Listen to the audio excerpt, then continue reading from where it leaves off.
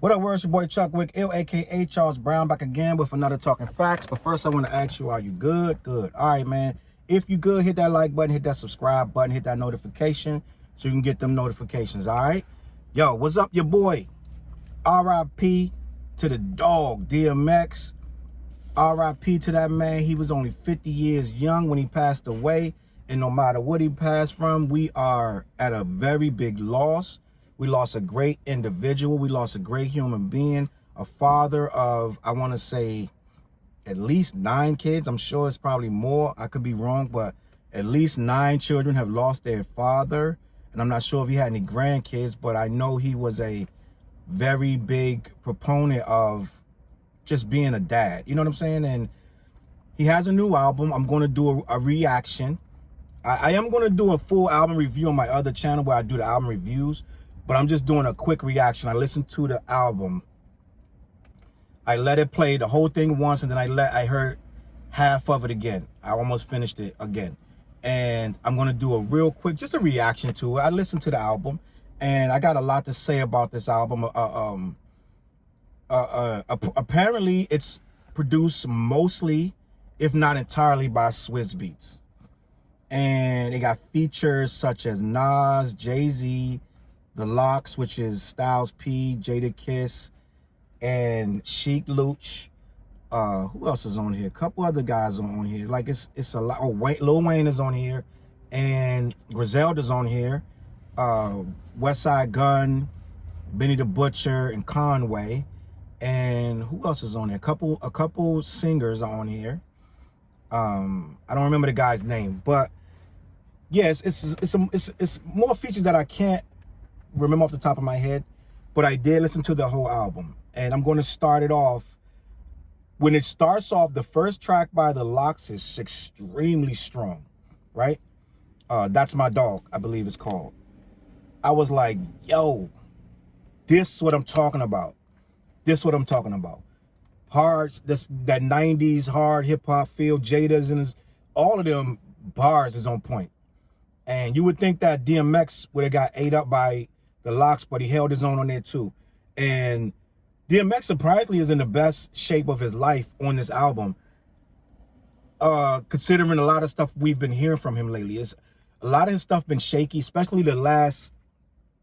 I think the last 2 albums I heard from DMX was kind of shaky. Like he wasn't all there with, you know what I'm saying, with all the delivery and his signature like style, just the hardness of it. I think that hold up. I think that he may have been, you know, just a little rusty or you know, just getting up there in the years and wasn't as sharp as we know him to be. But on this one, it's like he knew that he had to step it up because these features were going to be so ridiculous, right? You got Jay, you got Nas, you got Griselda, like them dudes not playing. So I think he knew, all right, I got to bar this up. So he did, and to be honest with you, so I'm going to be honest with you. I ain't never known DMX for like bars like that. You know what I'm saying? DMX their lines are mostly hard.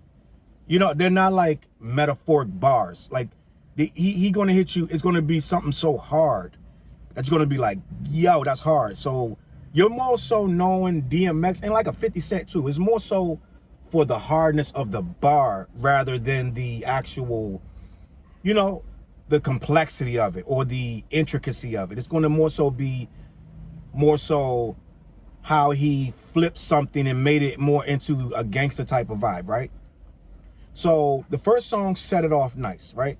The second song was dope too, right? I like the first 2 songs. The second joint I believe is Nas, Jay-Z, and X, right? So those 2 songs are good. By the 3rd song, and then really the 4th song, this Swizz Beatz stuff takes over, right?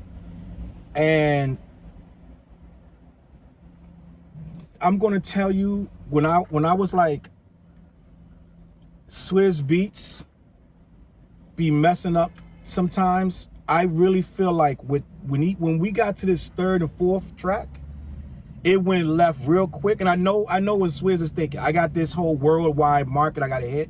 This man just passed. There's going to be a lot of people listening to this that never listened or checked for him before. I got to show him in all these different lights. went too left, too fast. And these songs, especially this song with Alicia Keys, that joint is absolute garbage, like horrible.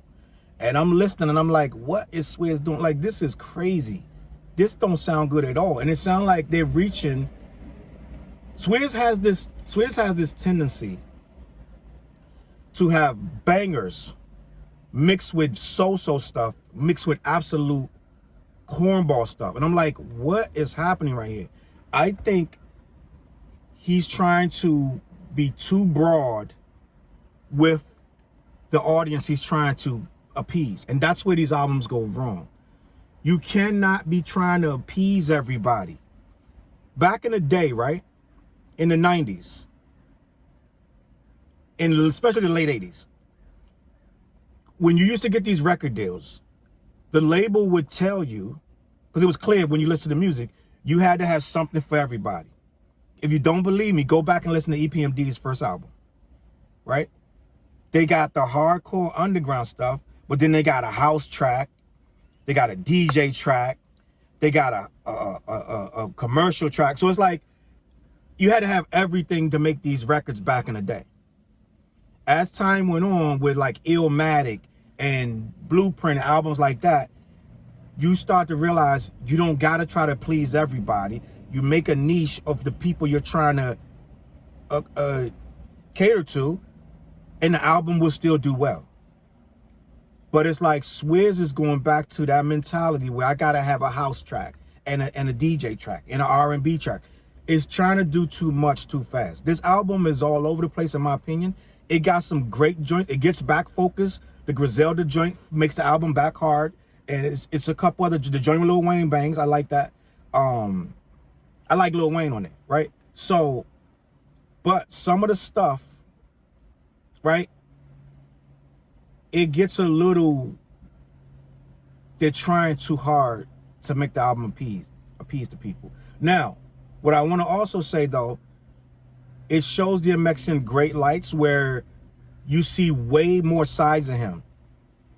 Like the song, the Tearjerker about his son. I almost cried listening to that song. That song is amazing. Some great songs on here. Don't get me wrong. When I said some of this stuff didn't work, it doesn't work, but some of it does work very well. And this guy, I think at this point, I've never heard him be this engaging, this prolific, and this wise. He's always had wise stuff thrown in with the gangster stuff. Like one song, he'll split your whole head open with a baseball bat. And then another song, he's praying for your soul for peace. So it's like he's all over the place. It's like Tupac and Nas combined, right? But at the end of the day, with some Dr. Dre and some, you know what I'm saying? So, but at the end of the day, he's very well rounded. Now, I'm gonna be honest with you.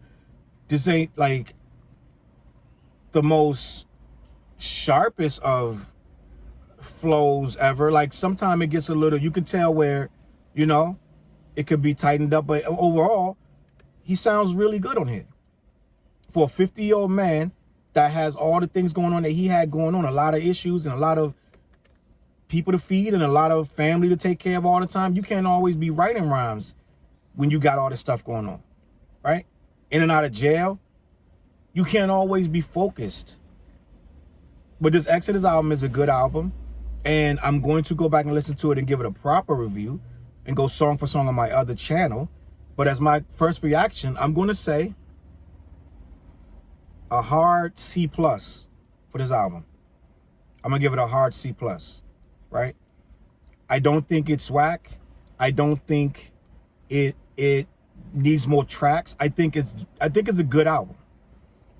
But some of the stuff, when it miss hard. Now, again, I said I'm going to go back and I'm going to listen to it again. And I'm going to give it a proper spin, right? Because I don't like doing real reviews after I only heard it once or twice. I like to listen to it over and over. Then I can give it a proper review. But right now, I'm going to say his performance was really, he did a really good job on his end. Now, some of the stuff you can tell that they kind of chopped some stuff up or whatever. But end of the day, it's not a bad way to go out. A lot of the production is strong, but again, when it does fail, it fails badly. And for you to only have 13 songs, you shouldn't be having none of them songs fail, right? That's just my opinion. Let me know what you think in the comments. DMX Exodus album is out. Let me know what y'all think about it. Subscribe, hit the like button, hit the notifications. I'm going to catch y'all on that flip side. Peace.